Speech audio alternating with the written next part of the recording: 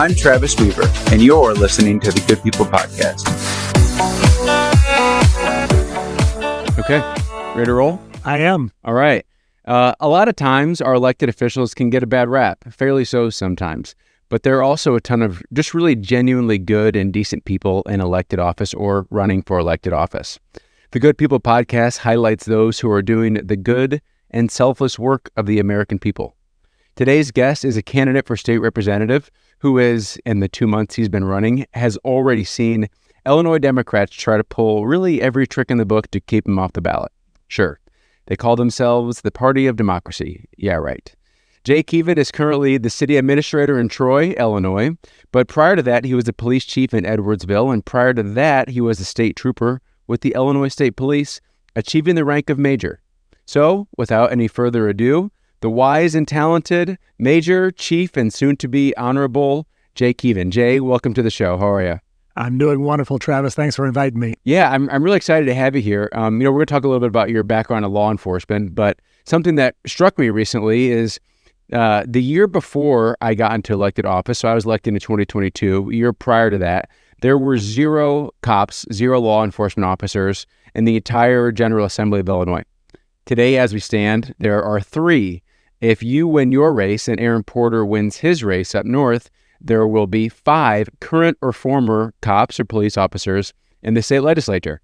So I'm going to chime in with my own opinions on why I think that is, but why do you think, in your opinion, that we've gone from 0 to as many as 5 police officers in the General Assembly in such a short period of time? What are the winds of change that have brought that about? Well, in my opinion, I think that our public servants, such as police officers, firefighters, those people who serve the public, it's not that big of a jump to go from public service to political service. But as I've found out, political service is a little different than public service. Public service to me is a noble calling to serve your fellow man, and I've spent my entire adult life doing that, whether it was as a trooper, a police chief, or now as a city administrator. I believe, for me, the turning point for deciding to run for office is the Safety Act that was passed, and it was passed on a partisan basis that truly does not make our citizens of Illinois safer. And it's things where you scratch your head and think, why in the world would anybody think that that would be good for our communities? Some of the laws that are coming out of the state of Illinois just don't make sense to me. And I'm sure others that are sitting with my similar background in policing are looking at this as, we've got to do more to make sure that the citizens of this state are safe. The citizens of our community are safe. So to answer your question, I think just a driving desire to continue to make our citizens safe would be the next step for a police administrator or a police officer to go into a political arena. Yeah, that's a really interesting point about just coming from a career of service as a police officer and a village administrator, because I think that one of the things that people struggle with as they get into elected office is you go to the grocery store, you're not safe, right? You go to the pharmacy, you're not safe because people want to come and ask you questions and tell you about the potholes that they have in the roads and ask you why the heck their taxes are going up. And I think, especially I've certainly felt this way where I go to the grocery store and I'm just buying milk, and all of a sudden I'm having a 5-minute conversation about why K through 12 funding isn't where it should be. But as somebody that has probably kind of spent your life doing that type of thing, especially now as a village administrator, but even as a police officer, you don't really know where your evening's going to go. It's going to go to wherever the people need help. So I'm just curious, in your time as a police officer, what are some things that you were excited to lean on as your expertise that you gained there that you think are going to be most applicable? Obviously, there's the crime issue, which we can talk a little bit about. But as far as just the service aspect, what parts of that are you most excited to bring over to this next stage? Well, I'll go not too far back as my service as a police chief. So at the local level of government, as you mentioned, you go to the grocery store and people know who you are and they're approaching you about issues that are of concern to them. And I enjoyed being able to fix the problems that I could. And I think people just wanted to know that you were making an effort. So if there were certain things that you couldn't do for whatever reason, I think people just wanted you to get back with them and let them know, hey, I know you want a stop sign at this intersection, but this is why we can't do that. Or, hey, I know you would like, speed bumps on your street, but this is the problem with doing something along those lines. So even if you couldn't solve the problem, you still need to get back to people and explain to them that, hey, I heard your concern. We looked into your concern. And this is what we plan to do to address it, or this is why we can't address it, but these are some other things that we might be able to do. So I truly enjoyed having that kind of interaction with individuals, and that still carried on to Troy as a city administrator. All roads lead to me. So if somebody's unhappy about something that's going on within the city, it comes to my phone, or it comes to my desk, or it comes to my office. And I like problem solving. I like helping people. And I think in the legislature, that just gives you one more step to be able to do that. Now, what I do see with the supermajority in both houses right now is there doesn't appear to be accountability. We've got to get back to balance. Mm-hmm. And I'm not saying that Republicans have to be the majority party. I'm just saying let's get closer to balance so that we don't have the corruption that we're seeing in state government, so that we don't have the Speaker of the House or the past Speaker of the House on federal trial for corruption. I mean, that's an embarrassment to every citizen in this state that our politicians are being indicted. But I think the problem being is that when you have unchecked authority, that you can do what you want. You don't need the other party. You don't need anybody else to push through some of the legislation you want. I think you get used to that power, and I think that power begins to corrupt individuals. Mm-hmm. So I think we can do better. I think we are going to have 5 police officers or retired police officers in the legislature next session. And I look forward to working with all of the community, 112th in the entire state. I've said it before, I'll work with anybody who's willing to work with me. I don't care if there's an R behind your name or a D behind your name or an independent I behind your name. We need to have a better budget than what was just put forward, at $53+ billion budget. And we need to make sure that we are spending the taxpayers' money appropriately.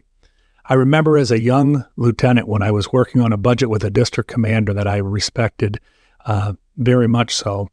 And he told me, he said, when you're doing these budgets, you should spend this money as if it's your own. Don't be wasteful. But always remember that it's not your money. So, be frugal with the money that you've been given to spend. And I think frugality is left the equation when it comes to the state of Illinois. Yeah, that's spot on. That's, actually, I gave my floor remarks during the budget debate this year. And exactly what I said is a line I always use. Every single dollar spent is a dollar taxed.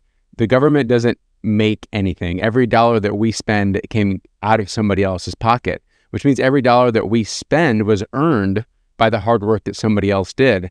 And I think Americans don't have a problem paying taxes. We understand that we want to protect our border. We want to have roads that we can drive on. We want our kids to go to good schools. It's not the paying of the taxes that annoys people. It's when you pay your taxes and then you see how they're wasted. And I really believe that as a state legislature, as a governing body, our duty is to, yes, collect taxes, but to really make sure that we're spending those in a wise manner and being good stewards of how we're using those funds. I just told this story to my previous guest, Amy Ellick, but, I think about if I walked into a restaurant and I see they've got too much staff, people are standing around, it's the middle of winter and the heat's cranked up, and you just see wasted spending all over the place. You'd scratch your head and say, how the heck is this place in business? And that's how I think about the state of Illinois. We spend so much money, and I sit on an appropriations committee where we really dive into a handful of agencies' spending.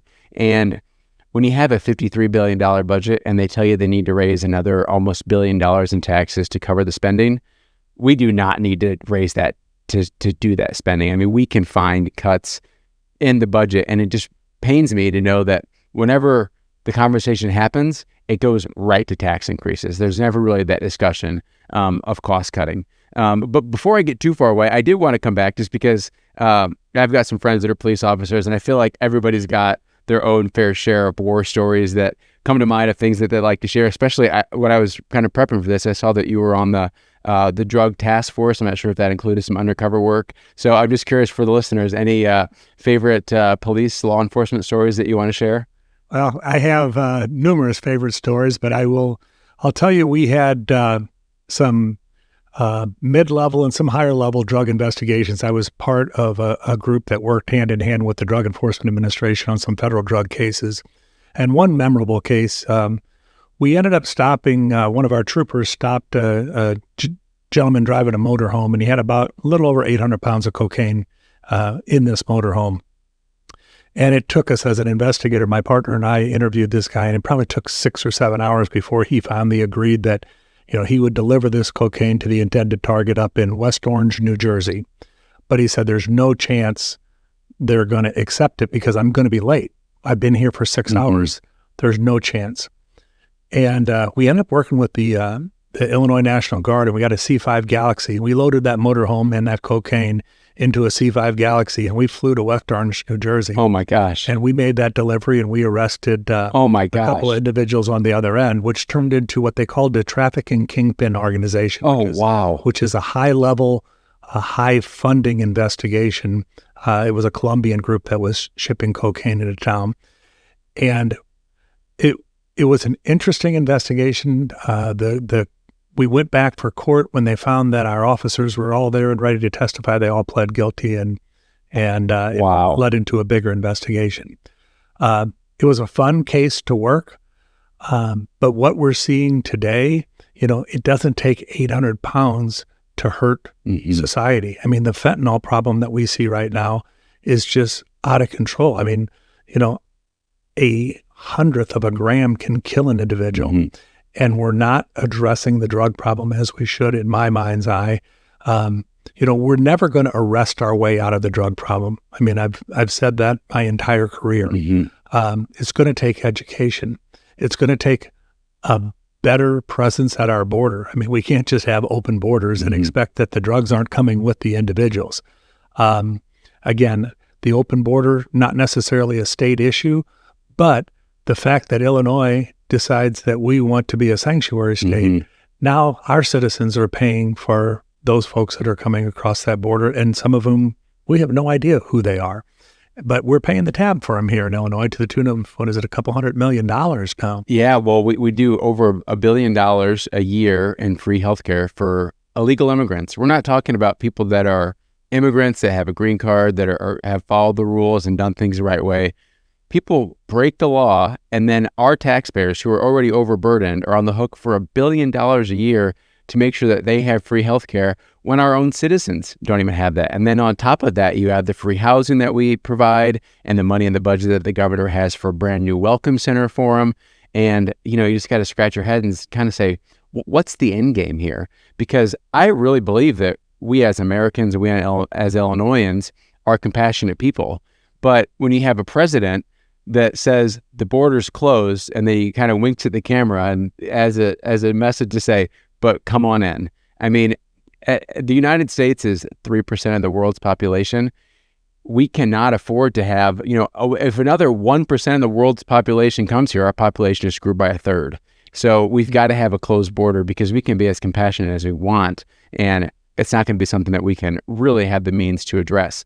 But what I think is interesting is your story about your drug bust. It started with a traffic stop. And earlier this year in the General Assembly, Representative Justin Slaughter, author of the Safety Act, had a bill that basically outlawed the police from being able to do traffic stops anymore, which I just think is so interesting because, our colleagues on the other side of the aisle talk about they want gun reform and they want to get guns off the streets, but they really just want to get legal guns off the streets, because if they actually were serious about getting illegal and dangerous guns off the streets, they would love traffic stops. I can't imagine what percentage of the illegal guns that we find come from traffic stops. I mean, there's really no other way that you're going to find them. I mean, maybe you search somebody's house, but that's just such a cumbersome process. The means that we have of stopping these things really come from traffic stops. So I just thought that's really interesting that that's how your story started. Well, and I'll build on that with the Illinois State Police. The amount of criminal arrests that agency makes, and made while I was still working there, is applaudable. But everything that we did in the state police began with a traffic stop.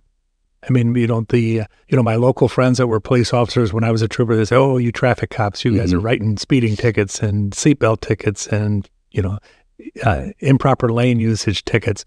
But every criminal arrest that I made as an Illinois state trooper began with a traffic stop, because we stopped the car, we talked to the driver, the driver was either wanted or we found illegal contraband in the car. So that's a fantastic point. And again, it's the stuff that makes you scratch your head to think, what kind of upside down world do we live in when we're saying we don't want police officers to be able to make traffic stops? I mean, how does that improve public safety? If I'm clearly allowed to drive, 70 miles an hour in a 45 mile an hour zone without being impeded, how does that improve safety? How does that improve traffic safety? It doesn't. So, we've established great career, state trooper, chief of police, what you do now as a village administrator.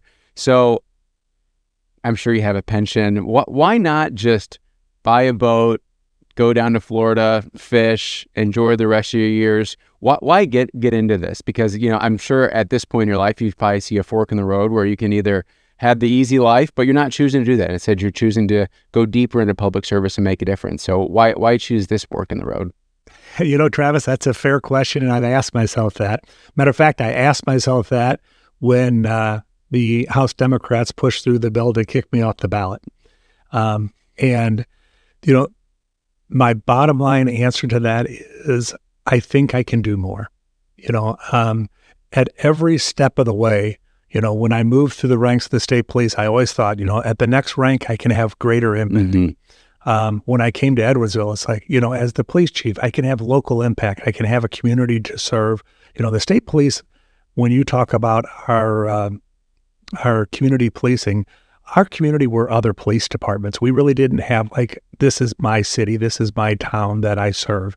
We served other police agencies. So whether it be with our investigative services, I was, all over the place, from anywhere from, Chicago to Carbondale to Alton to East St. Louis. And we worked with those police agencies to address the drug problems within their communities. My thought process being, I'm ready to take that next step of public service. And, I will tell you, I thought long and hard before making the decision to enter the race. I knew up front, I saw the last couple of campaign cycles. I saw Katie's opponents and how they were treated. Jen Cordy is a friend of mine. Jen ran against Katie in 2022. And, I received the postcards. I'm in the district. I received the postcards that said, nice black and white, not nice, and very unfriendly, unflattering black and white picture of Jen. And that says that she's a Mike Madigan puppet.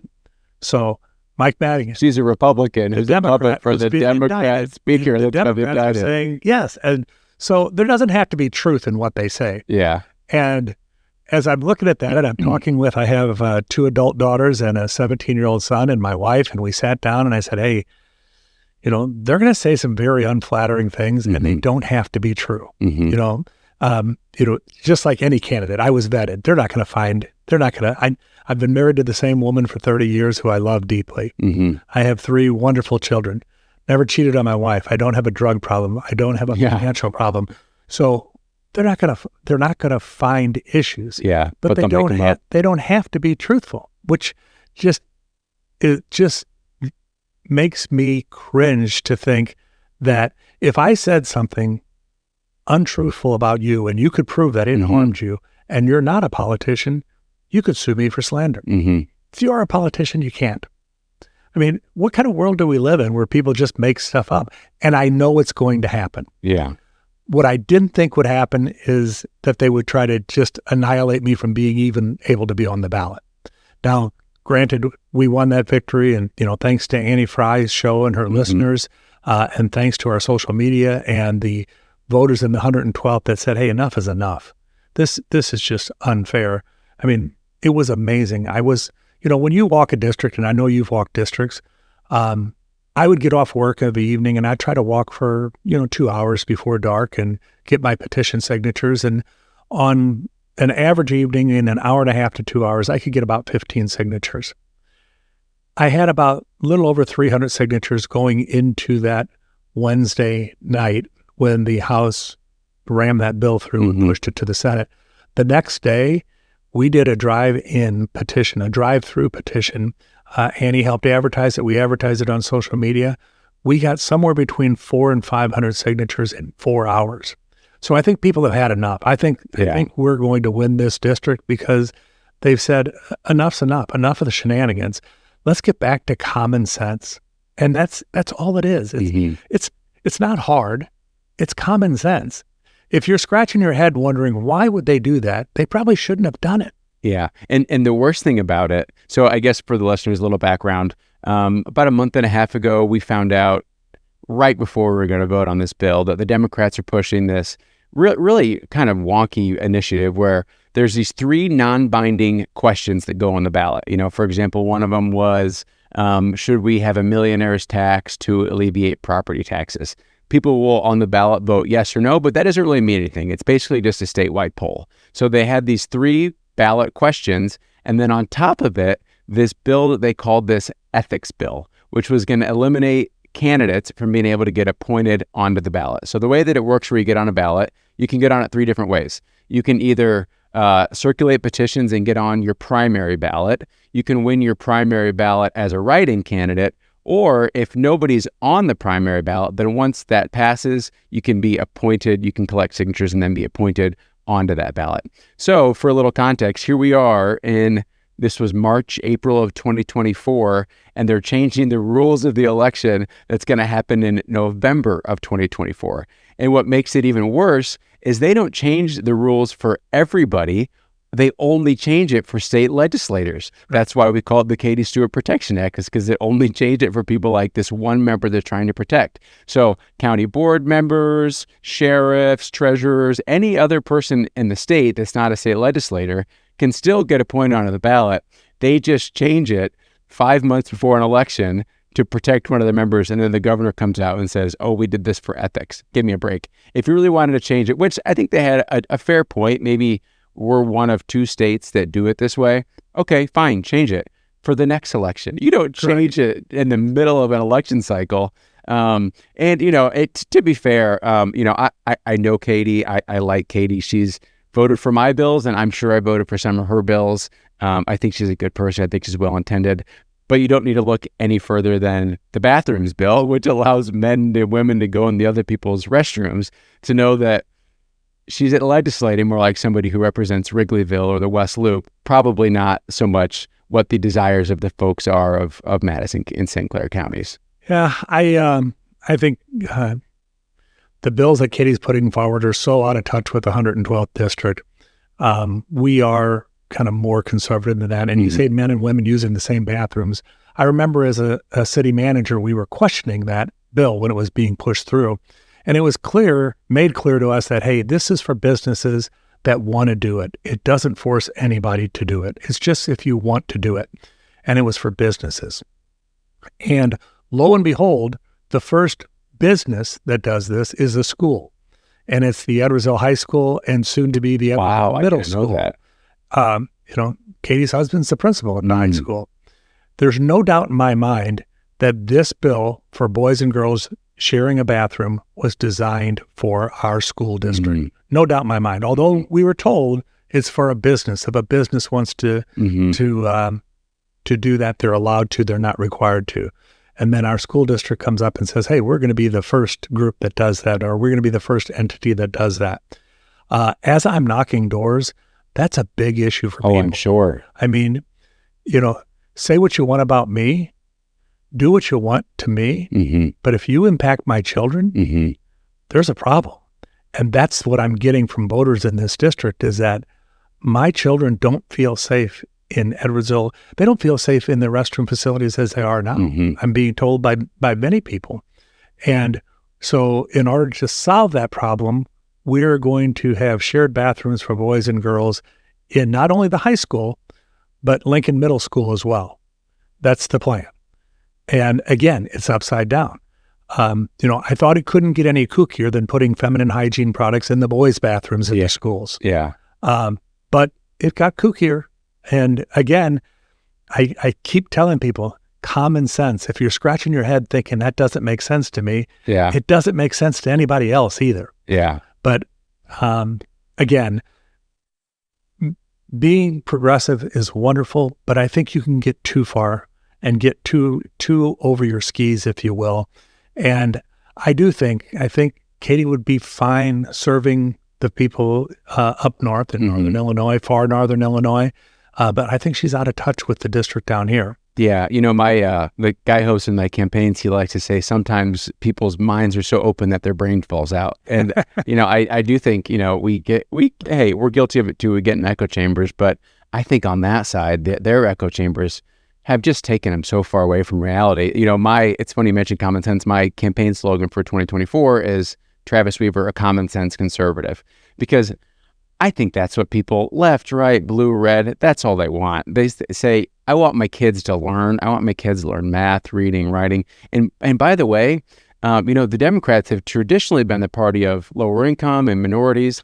You talk to a low income parent and they say, I want my kid to learn how to do math and read and write and think and be smart and excel. They do not want their kid to learn about the 57 different genders. And man, you know, I kind of utter even using these words, but you know, the sex ed bill that they passed 2 years ago teaches sixth graders that masturbation is a healthy form of stress relief.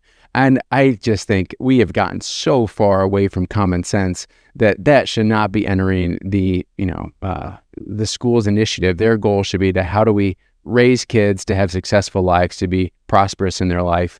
And I think common sense will rule the day. I believe so too. And I believe when you're talking about your voters in the 112th district, I mean, I understand there are going to be, you know, there are some votes that I'm going to get just because I'm running as a Republican. There are some votes that Katie's going to get just because she's running as a Democrat. But I believe the big chunk of people in the middle.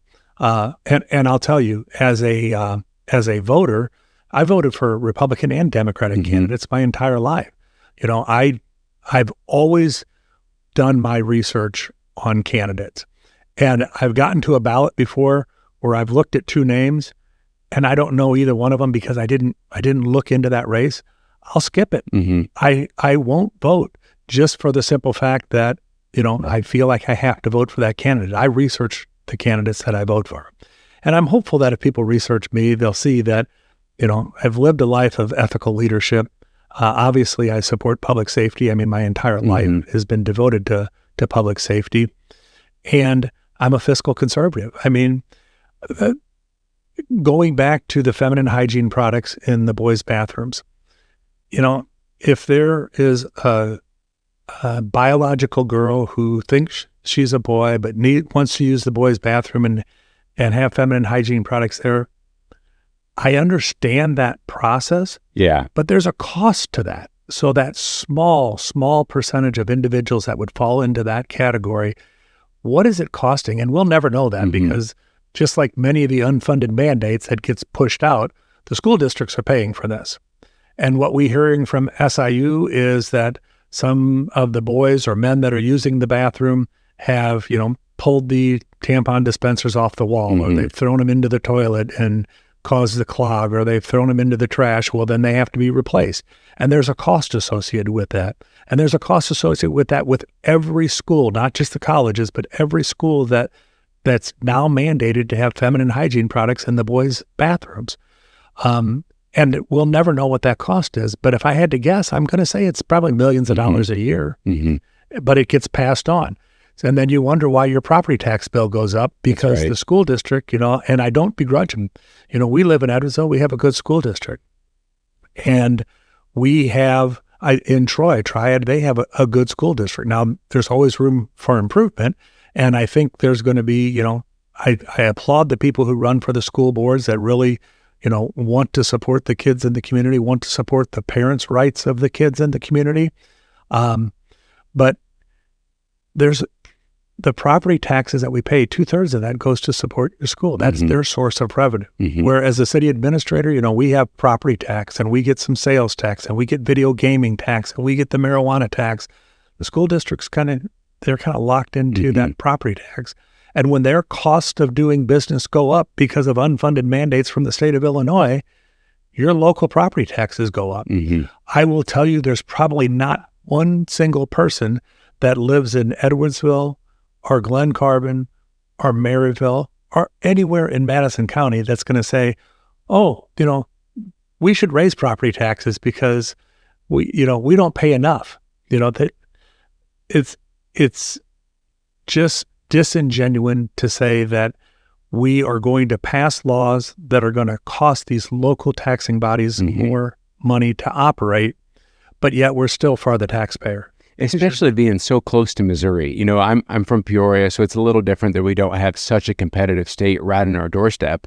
But for the taxpayers of where we are down here, I got to imagine that there's a lot of folks that say, I'm, 20 or 30 minutes away from a place where is maybe more competitive. Do you see people that really have that battle? Certainly, if I see people that travel to Missouri, so if they're traveling to Missouri to go to a Cardinals game, or if they're traveling there for work or any other kind of social entity, I mean, they're filling up their gas tank over there because they don't have the crazy gas taxes like we have in Illinois. What are we, the second highest in the nation right now on gas taxes? So we're losing that revenue. And I'm sure every community that is on the border of another state in Illinois is experiencing the same thing. So we certainly lose that revenue because, people are going across the river to purchase their fuel. Whether or not they're going across the river for all their shopping needs, I doubt that somebody's driving, 20 minutes to get groceries, but,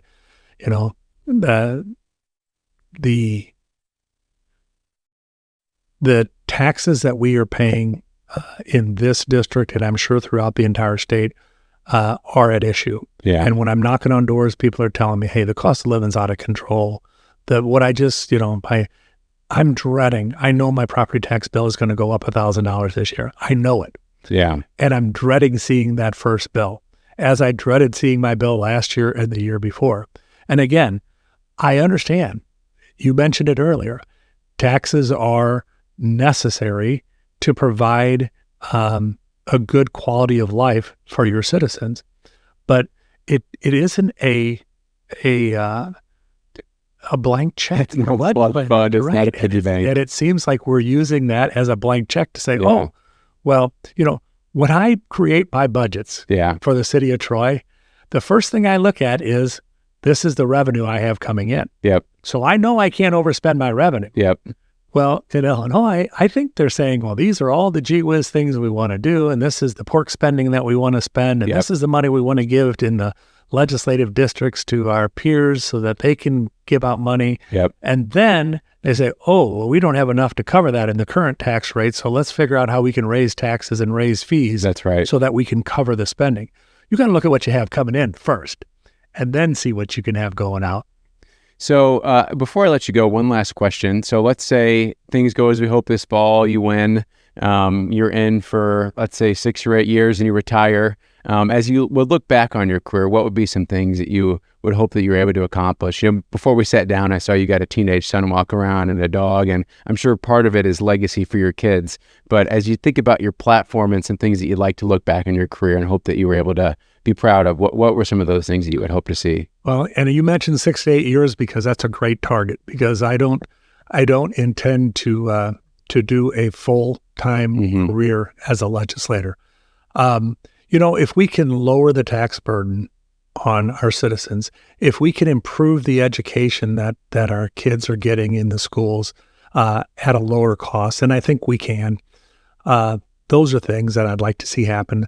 I would like to get back to passing laws that are impacting public safety that makes sense, and maybe repeal some of the laws that are on the books now.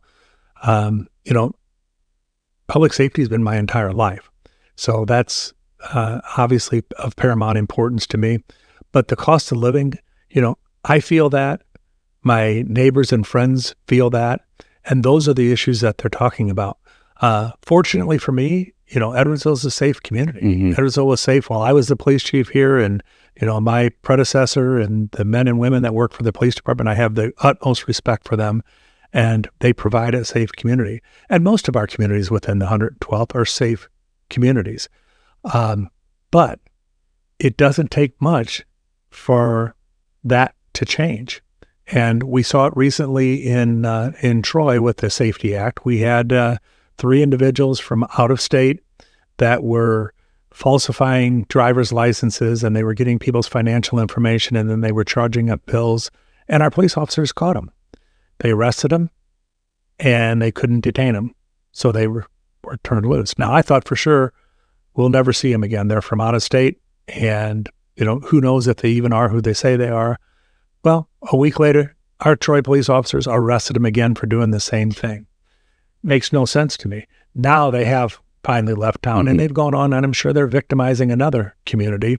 And as long as they stay within the compounds of Illinois, they're going to be a catch and release. I mean, my police officers, when we were first talking about the Safety Act, and I was still a police chief when that was being discussed, and it's like, some of the pieces of this just don't make sense. I mean, this is a catch and release program. There's no way. We're not going to get to the point where we catch criminals and release them. I mean, even when people were posting cash bonds, the complaint was that an individual can post their bond and an officer still has 2 more hours before he can finish his reports on the arrest. Well, now with no bond, I mean, they're walking free long before the officer can finish their report. So, public safety is important to me. I want to keep our community safe.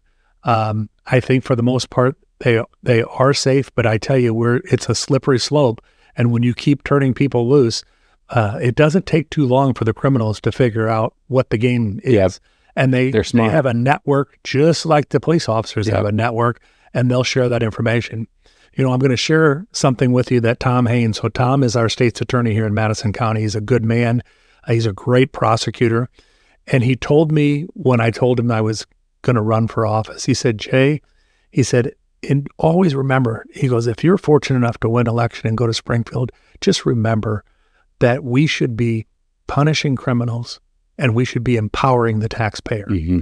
And he said, unfortunately, right now, with the way things are going in Illinois, we're empowering criminals. We are. And we're punishing the taxpayers. We've got it upside down. That's right. We've got it absolutely backwards. And again, that's where I say common sense. Think about it. Does it make any sense to arrest somebody for a crime and then just not take them into custody, just get their information and turn them loose to go do another crime? Well, we just passed a law. I'm thankful I voted no on it, but that changes the term from offender to justice impacted individual, which it's just so backwards. Justice impacted individual makes them sound like they were the victim. They were impacted by the justice. The justice impacted them. Not that the justice was the consequence of their own behaviors. And in that bill, we don't change the name of victim. We don't do anything to help victims. We change the name of offender to become justice impacted individual. So I think as if I'm standing on the corner doing nothing and justice comes and impacts me. Yeah.